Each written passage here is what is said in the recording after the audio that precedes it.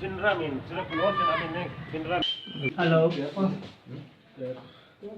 हाँ जी लेके आ गया तुमको लो तुमको डॉक्टर साहब क्लियर करके ना एक बिल आ दे